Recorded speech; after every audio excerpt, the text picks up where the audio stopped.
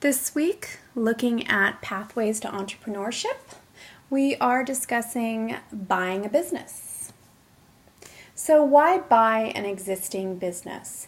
There are some distinct advantages. First of all, there is reduced uncertainties.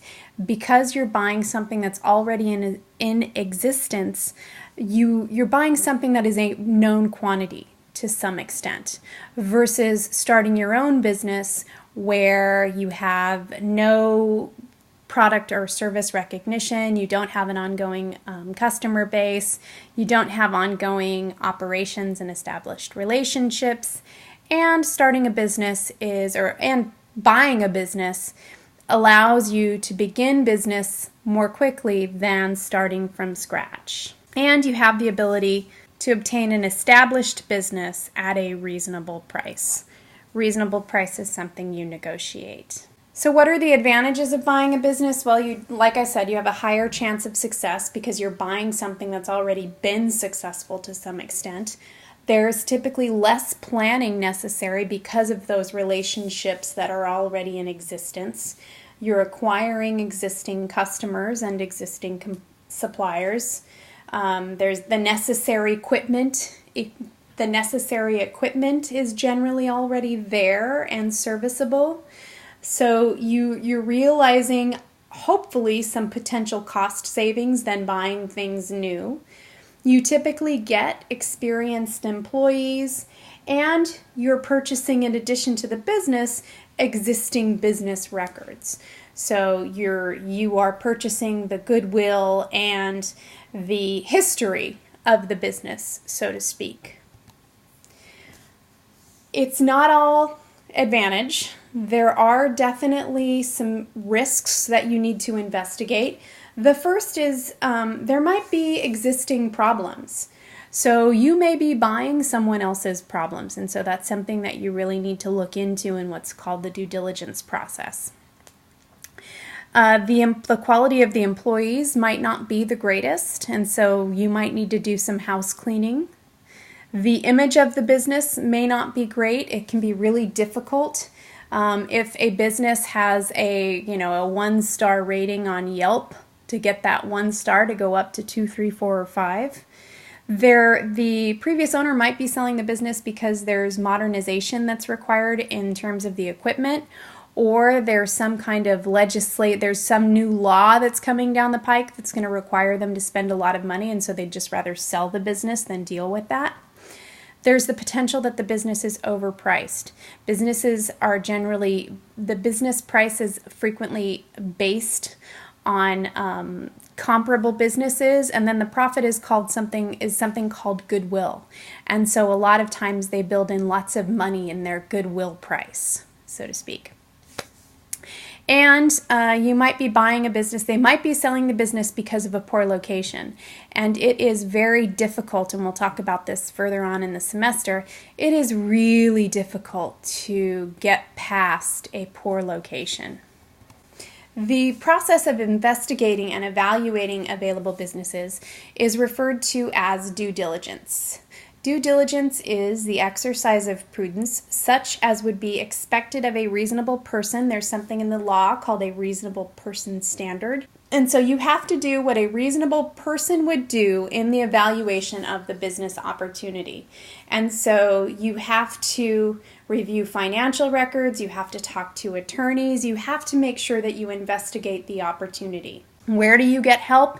You get help from accountants, you get help from attorneys and other experienced business owners. And then there are local agencies that are designed to help with this. The local small business association, local small business development corporations, which is the local SBDC is run by Maricosta College, located over in Carlsbad, and the Service Corps of Retired Executives, or SCORE. The due diligence process begins with identifying the owner's motivation for sale. It could be something like a major life change, like old age, illness, divorce. They just want to relocate. They're ready to retire. Or it could be something that's a little bit more challenging for you as a potential buyer. Maybe they're having cash flow problems as a result of poor employees or poor product quality or something like that. Maybe they've lost a franchise, and so they don't see how they can continue on without the franchise. Or the business or the industry may just be in a phase of stagnation, and they're having a hard time bringing new business in. So you need to investigate why and figure out whether or not that's a hurdle that you can overcome. Probably the most important step in the due diligence process is the financial review. You need to make sure that you review the company's finances and tax returns for the past 5 years. And what you're looking for is you're looking for misleading financial information. Something like where they've valued their assets incorrectly.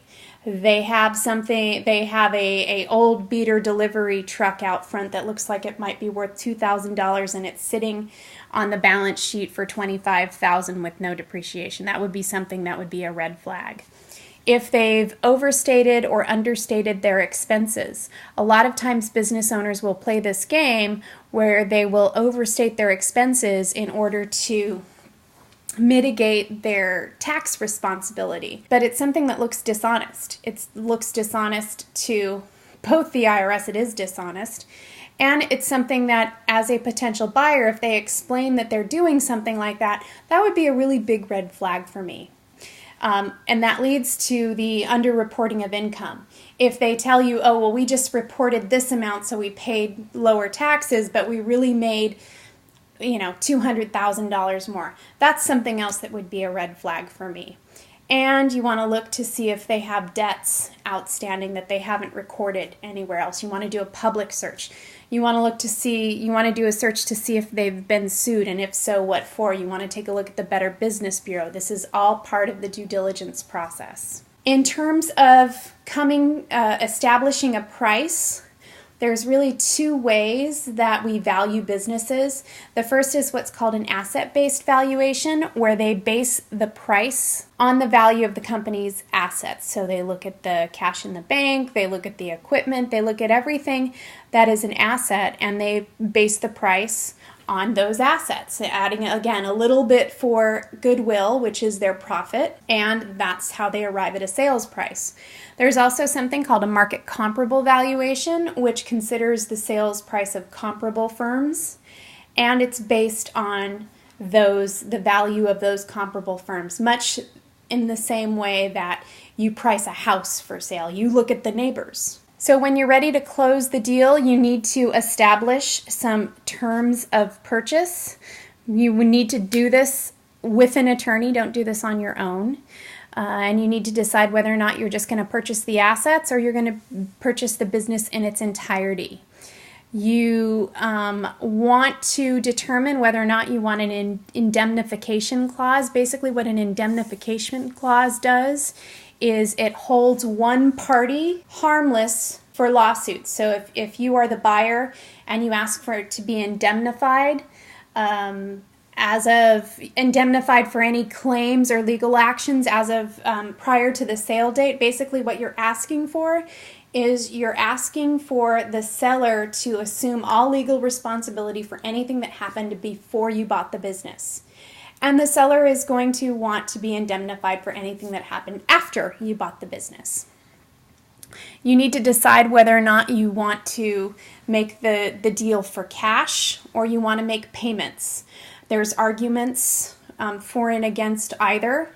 If you pay all cash, for example, and something goes wrong, you have no hold back later, whereas if you're making payments to a former owner, and they agree in the initial sales document that they're going to come in once a week and train you, and they decide after 2 weeks that they'd rather be in Bermuda, you can say, hey, I'm not going to make the next payment until you start coming in again. And so that kind of gives you a little bit more power. And you need to decide whether or not you want an ongoing relationship with the former owner. Generally, you do, because you're going to need their expertise. And so I would always negotiate for some consulting or something, an ongoing relationship for at least, 6 months or so. So where to get help? And this goes for buying a business, this goes for franchising, this goes for any kind of business help, even starting your own business. The North County Small Business Development Center, the North County SBDC, I think a couple slides ago I called it Small Business Development Corporation. It's Small Business Development Center. In North County is run by MiraCosta College. It's located in Carlsbad, and they offer free consulting and free workshops to MiraCosta students. All you need to do is tell them that you're in a small business class, and they generally will waive the cost of any workshop, and they offer one-on-one help. Another place to get one-on-one help is the Small Business Administration's SCORE, the Service Corps of Retired Executives. And these are individuals who have had successful business careers, who now are giving back by offering free consulting services to small business owners. So both opportunities available for free, and just provides a wealth of information to help ensure your success.